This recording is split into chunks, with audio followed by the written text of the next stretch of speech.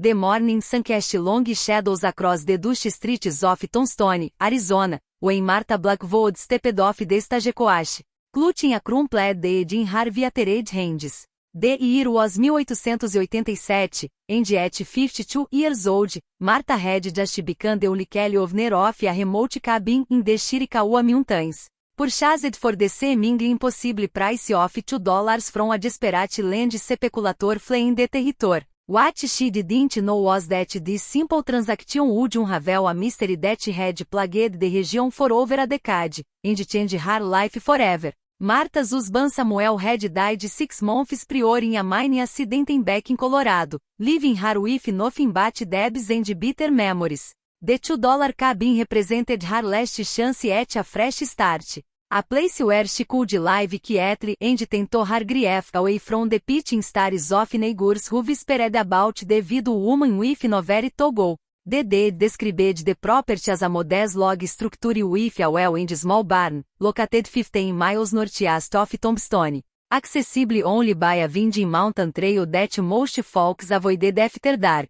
The journey to her new home took the better part of the afternoon. Martha's borrowed horse picking its way carefully along the rocky paths as the desert landscape gradually gave way to pine forests and granite outcroppings. As evening approached, she finally caught sight of her cabin through the trees. A surprisingly sturdy structure built from local timber with a stone chimney that promised warmth during the cold mountain nights. The setting sun painted everything in shades of gold and crimson, and for the first time in months, Martha felt something resembling hope stirring in her chest. But as she approached the front door, something made her pause.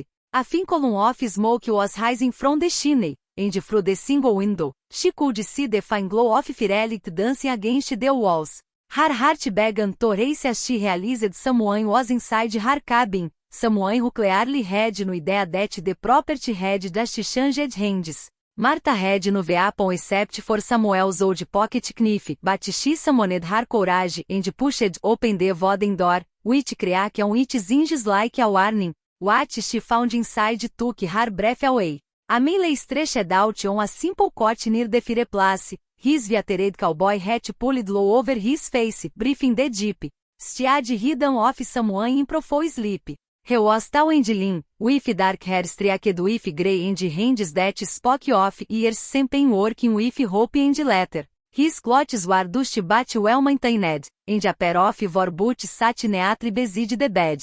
Most intriguingly, a gun belt hung on a wooden peg nearby, the holster empty, suggesting he felt safe enough in this remote location to sleep unarmed. Martha stood frozen in the doorway for several long minutes, unsure whether to wake him, fly, or simply wait for him to discover her presence on his own. The cabin was clearly lived in with provisions neatly arranged on Raphael shelves, a coffee pot sitting head on the stove, and personal belongings that suggested this was a temporary arrangement. Whoever this cowboy was, he'd be calling her cabin home for keep some time, and the realization filled her with a mixture of frustration and unexpected sympathy. Finally she cleared her throat softly, and the man's eyes snapped open instantly, revealing startling blue irises that seemed to take in everything about her in a single glance. He didn't reach for his gun or make any sudden movements, but simply studied her face with an expression that combined varies with genuine curiosity. When he spoke, his voice was low and measured, with the careful cadence of a man who learned that words could be as dangerous as bullets in the wrong circumstances. Mine, he said, touching the brim of his hat without rising from the cot, I reckon you're either lost, or I'm in a heap of trouble I was expecting. His accent carried the musical drawl of Texas, but there was something else beneath it, a formality that suggested education and breeding despite his rustic appearance. Martha found herself oddly comforted by his calm reaction to finding a strange woman in what he clearly considered his home. I'm Martha Blackwood, she replied, pulling the deed from her coat pocket, and holding it up like a shield. And according to this document, you're sleeping in my cabin. She was surprised by the steadiness of her own voice, considering her heart was hammering against her ribs like a trap pedrabard. The cowboy's eyes flicked to the paper in her hands, and she saw something flicker across his features, tu quick to interprebate someu significa. The mensat lovely, honey a hand through his hair before reaching for his hat. The name's Jake Morrison, reside, and I've been living here for the better part of 3 years, ever since.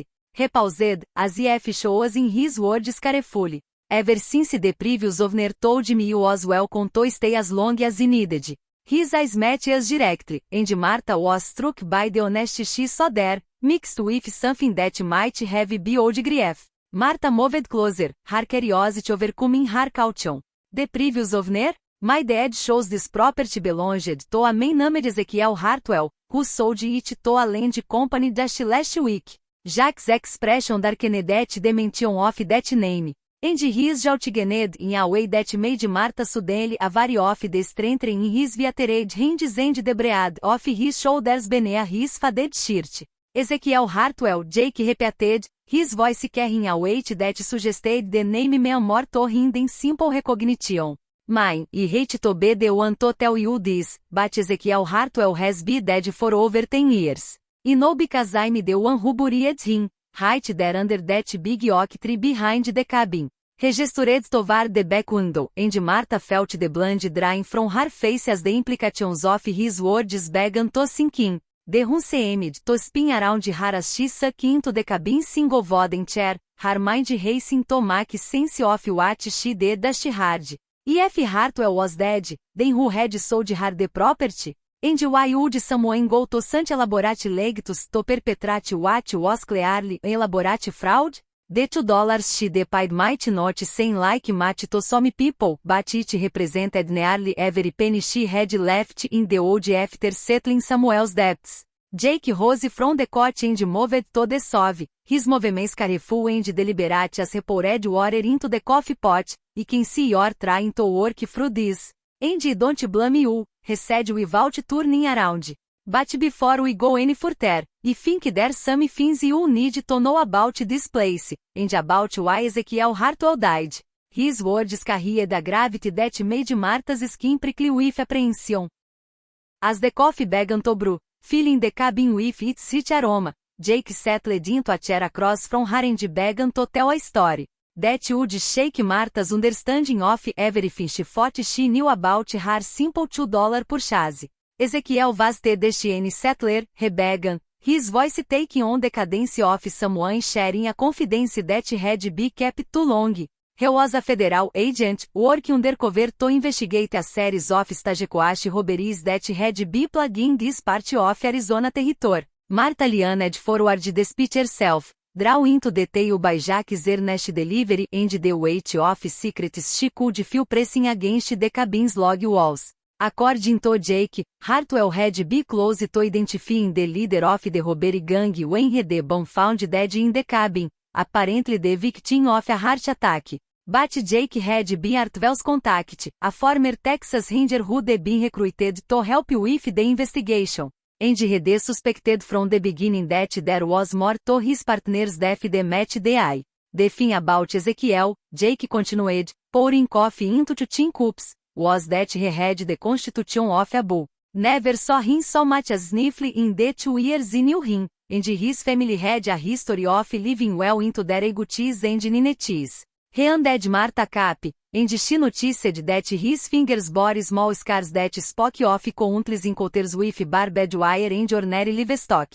The coffee was strong and bitter, but it helped focus Martha's thoughts as she tried to process the revelation that her peaceful mountain retreat had been the site of what sounded like murder. If you suspected he was killed, why didn't you report it to the authorities?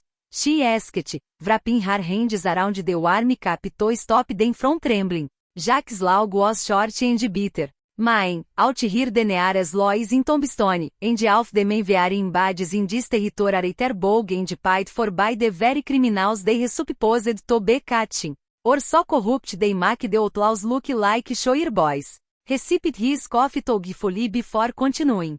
Besides, I didn't have any proof, just a feeling in my gut and some inconsistencies that would te hold up in any court. As the evening deepened and the fire crackled in the stone hearth, Jake shared more details about the investigation that had brought him to the cabin. Destagecoache robberies had been unusually sophisticated, with the bandits demonstrating inside knowledge of shipment schedules and routes that suggested someone with access to Wells Fargo's confidential information was feeding the intelligence. The robberies had netted over $50,000 in gold and currency over the span of 2 years, making them some of the most successful in territorial history. Martha found herself drawn deeper into the mystery despite the danger it might represent to her own safety. What made you stay here after Hartwell died? She asked. Surely the investigation was over once your contact was gone. Jake was quiet for a long moment, staring into the fire as if the flames held answers to questions he'd been asking himself for years. Stayed because he made him a promise, Jake said finally. The night before he died, Ezekiel told me he'd figured out who was behind the robberies, that he had proof hidden somewhere safe that would expose the whole operation. His blue eyes met Martha's across the small table. He said if anything happened to him, he should find that proof and finish what he started. Problem was, he died before he could tell me where he'd hidden it. The cabin seemed to grow quieter as night fell completely, the only sounds the crackling of burning wood and the distant call of a crucial hunting in the darkness outside. Martha realized she was completely alone in the wilderness with a man she'd known for only a few hours. A man who did admitted to be involved in a federal investigation that had apparently gotten someone killed. Yet somehow, she felt safer that she had in months, protected by Jack's steady presence and the sense that he was someone who kept his word no matter the cost. So you've been searching for this proof for 3 years? Martha asked, and Jake nodded grimly. I've been through every inch of this cabin more times than I can count, checked every loose board and hollow space. Even dug around the foundation thinking maybe he'd buried it somewhere on the property. His frustration was evident in the tightness around his eyes and the way his hands clenched and unclenched on the rough wooden table. Martha sat down her coffee cup and looked around the cabin with new eyes, trying to see it as a potential hiding place rather than simply a humble dwelling. The structure was solid and well built, with thick log walls and a stone foundation that spoke of someone who'd planned to stay for the long term, but if Jake was right about searching every obvious location, then perhaps Hartwell had been more creative in concealing whatever evidence he'd gathered. Tell me about the night he died, Martha said, surprised by her own boldness in pressing for details about what might have been a murder. Jack's expression grew somber, and she could see him weighing how much to reveal to someone who was, despite the strange circumstances of their meeting, still essentially a stranger. He found him the next morning when he didn't meet me at our usual spot down by the creek, Jake said slowly.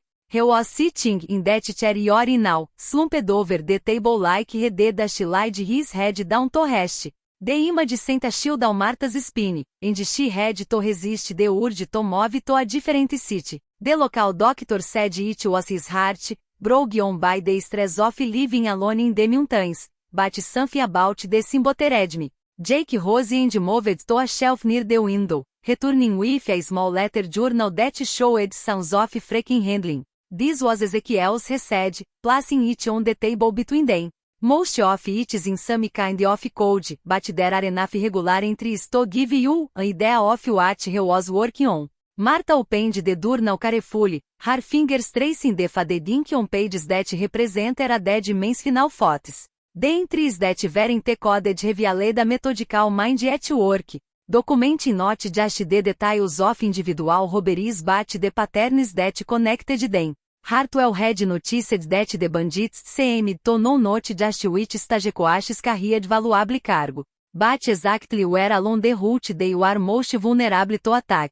He'd also observed that certain robberies coincided with the absence of key law enforcement personnel from their usual jurisdictions, as if someone was coordinating the timing to minimize the risk of pursuit.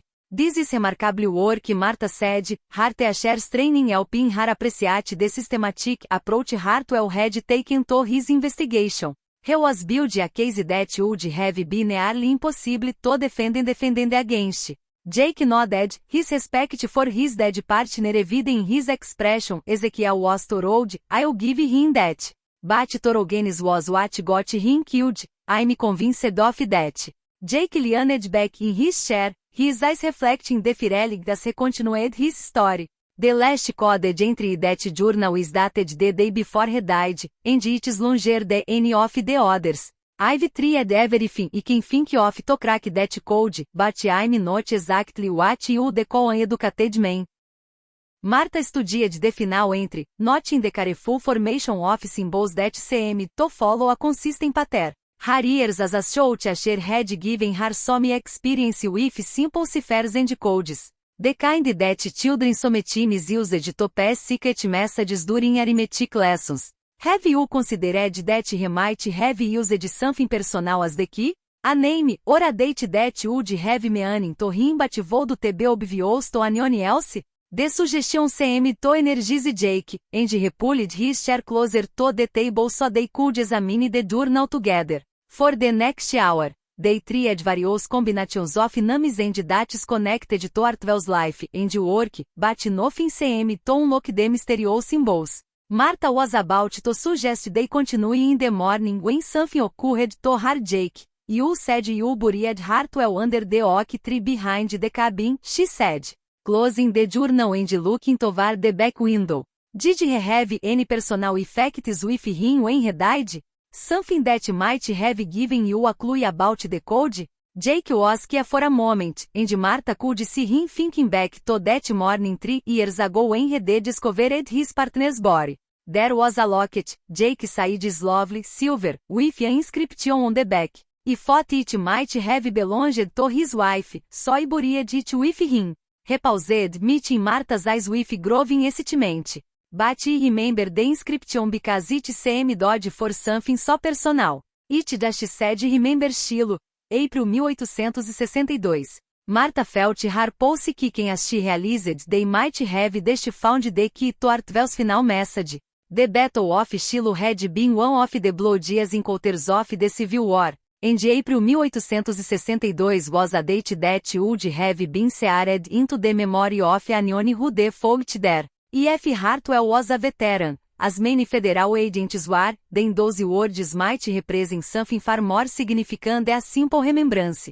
We need to try Shiloh as the cipher key, Martha said, reopening the journal to the final entry. Working by firelight, they began the painstaking process of substituting letters, using various arrangements of the word and date until gradually, coherent words began to emerge from the seemingly random symbols. What they deciphered sent chills down both their spines. The decoded message revealed that Hartwell had identified the leader of the robbery gang as Marshal William Creed, the very man responsible for law enforcement in the Tombstone district. According to Hartwell's investigation, Creed had been using his position to gather intelligence about valuable shipments, then passing that information to a carefully selected group of outlaws who carried out the actual robberies. The Marshal's reputation for incorruptibility had made him above suspicion, allowing the operation to continue for years without detection. But the most shocking revelation was still to come.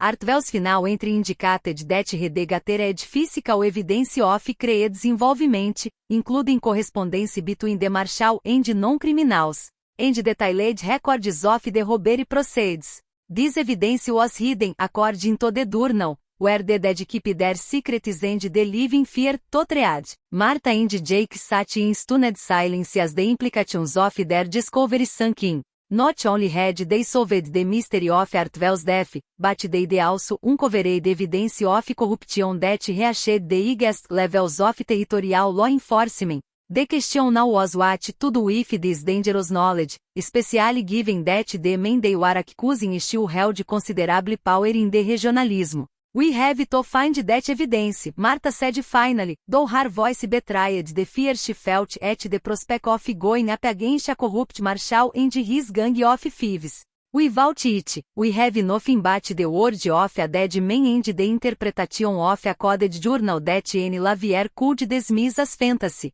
Jake nodded grimly, already understanding the dangers they would face. The problem is figuring out what remain by, where the dead keep their secrets. Could be he was referring to the cemetery in Tombstone, or maybe Boot Hill, but those places are too public for reading anything valuable.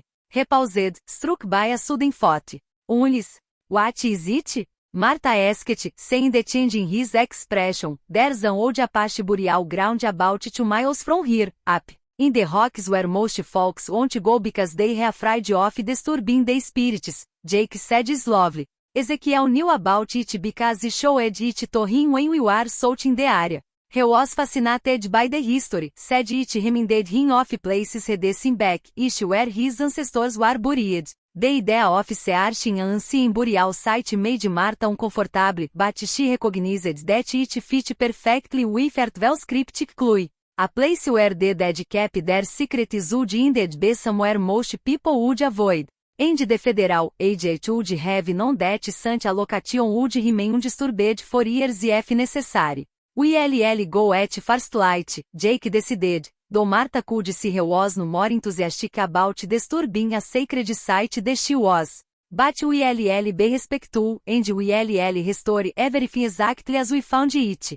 His words carried the weight of someone who understood the importance of honoring those who had come before, even when necessity demanded difficult choices. As they prepared to settle in for the night, Jake insisted that Martha take the cot while remade with blankets on the floor near the fireplace. Despite the strange circumstances of their meeting, Martha found herself trusting this cowboy who had shown her nothing but courtesy and respect since she had awakened him from his sleep. There was something about his tired presence that reminded her of Samuel in his better moments. Before the whiskey and disappointment had changed him into someone she barely recognized. Sleep came fully disturbed by dreams of buried treasure and vengeful marshals, but Martha woke before dawn feeling more purposeful than she had since Samuel's death. Jake was already awake, stirring the coals in the fireplace and preparing coffee with the efficient movements of a man accustomed to early mornings and solitary routines. They ate a simple breakfast of bacon and yardak in companionable silence. Both lost in thoughts about the day ahead and the possible consequences of their investigation. As the sun crested the mountains and painted the cabin walls with golden light, they gathered the supplies they need for their expedition to the burial ground, including shovels, rope, and Jack's rifle in case they encountered any of the local wildlife that called the high country home. The journey to the Apache burial site took them through some of the most beautiful and treacherous terrain Martha had ever seen, with narrow paths that wound between towering rock formations and deep ravines that seemed to drop away into darkness. Jake moved with the sharp-footed confidence of someone who has spent years navigating such landscape, occasionally offering his hand when the trail became particularly challenging. When they finally reached their destination, Martha understood immediately why this place had been chosen as a final resting place for the Apache dead.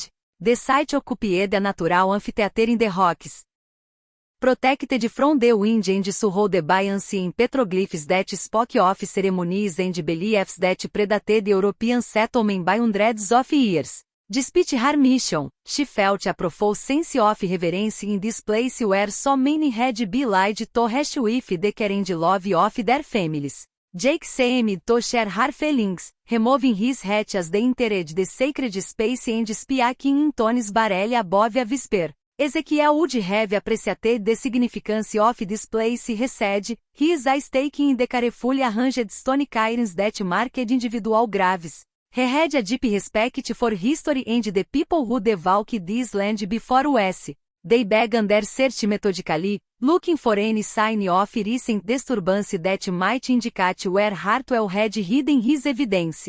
The task was made more difficult by their determination not to disturb any of the actual burial sites. Forcing them to focus on the edges of the amphitheater where a hiding place might be concealed among the natural rock formations. It was Martha who noticed the subtle difference in one section of the rock wall, where stones had been carefully arranged to look natural but actually concealed a small cave-like opening. Jake, she called softly, I think I've found something. Together, they carefully removed the stones. Heavy a linha cavite dash large enough to hold a letter satchel that had been wrapped in oiled cloth to protect it from the elements. Inside the satchel, they discovered everything Hartwell had promised in his coded journal entry. Letters written in Marshall Creed's distinctive and written detailed plans for upcoming robberies, including specific information about Wells Fargo shipments and the timing of law enforcement activities.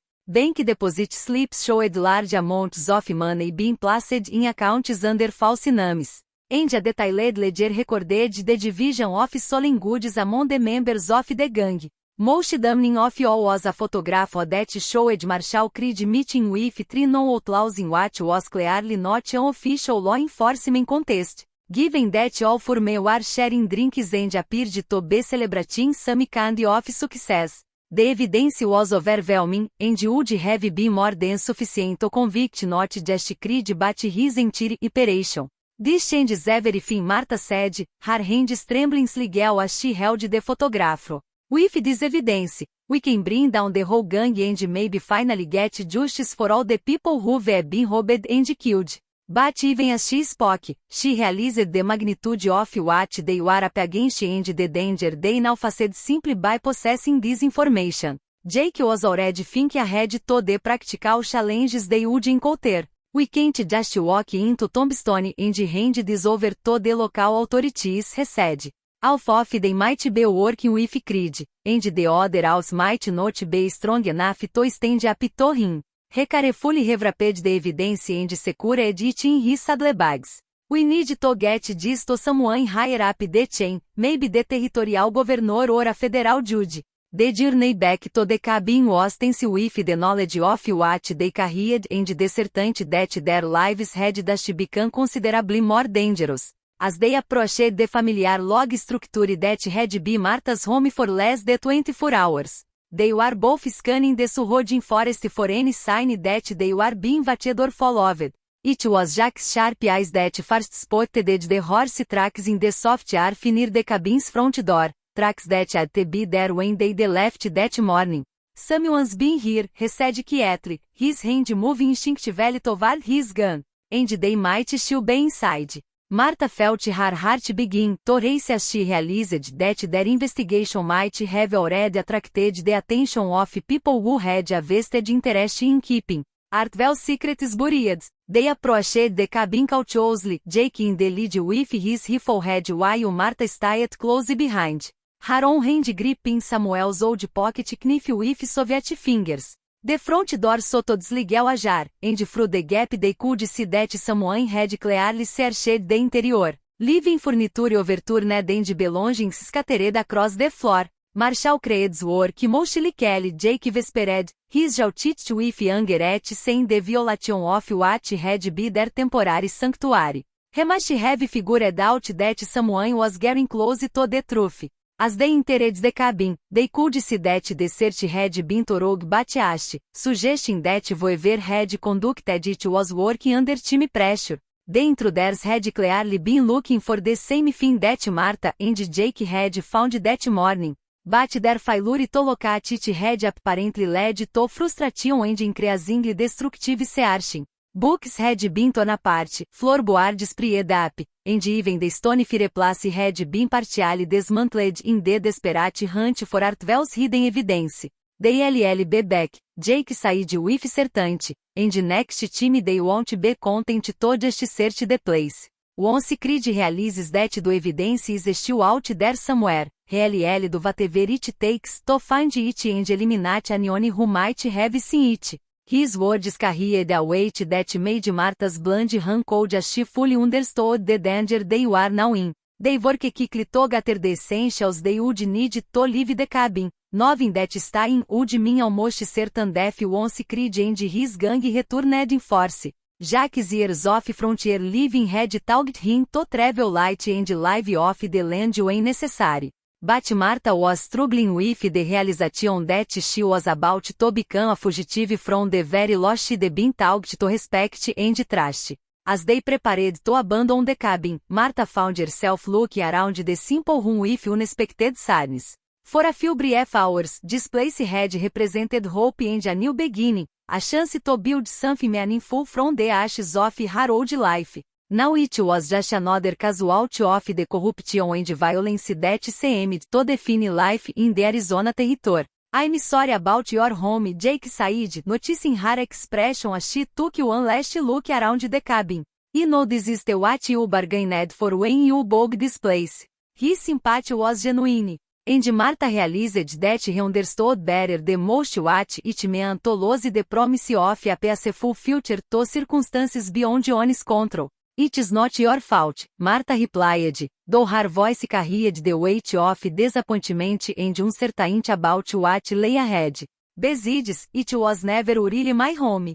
According to what we learned today, it was founded by someone pretending to be a dead man, which means he never actually owned anything here anyway. The irony of the situation was lost on either of them. As the sun began to set on what had been one of the most extraordinary days of Martha's life, she and Jake mounted their horses and rode away from the cabin, carrying with them the evidence that could bring justice to the territory but also make them targets for a corrupt marshal and his gang of killers. The trail ahead was uncertain, filled with danger and the possibility that they might not survive long enough to see their mission completed. But as they rode through the gathering darkness toward an unknown destination, Martha felt something she had experienced since Samuel's death. A sense of purpose that gave meaning to the risk they were taking. For the first time in months, she was part of something larger than her own grief and disappointment.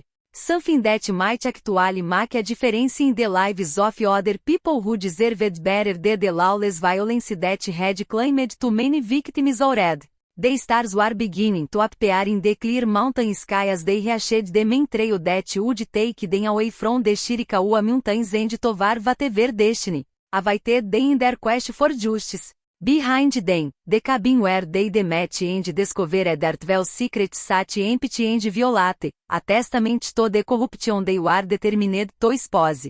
Ahead lay uncertainty, danger, and the slim hope that to only Kelly Alice might succeed where a train federal agent had failed. Neither Martha nor Jake spoke as they rode through the night, it lost in thoughts about the challenges that lay ahead and the possibility that their partnership, born from the strange circumstances of a $2 land purchase, might be the key to bringing peace to a territory that had known too much violence for too long. The evidence they carried was precious and dangerous, a burden that would define their actions and their fates in the days to come. As dawn approached and they found temporary shelter in a hidden canyon where they could rest and plan their next move, Martha reflected on how completely her life had changed in the span of just 2 days. She had come to Arizona territory seeking solitude and a chance to heal from her losses. But she had found herself thrust into a deadly game of cat and mouse with some of the most dangerous men in the Southwest. Yet despite the fear and uncertainty she felt more alive than she had in years, energized by a cause worth fighting for and a partner worth trusting with her life.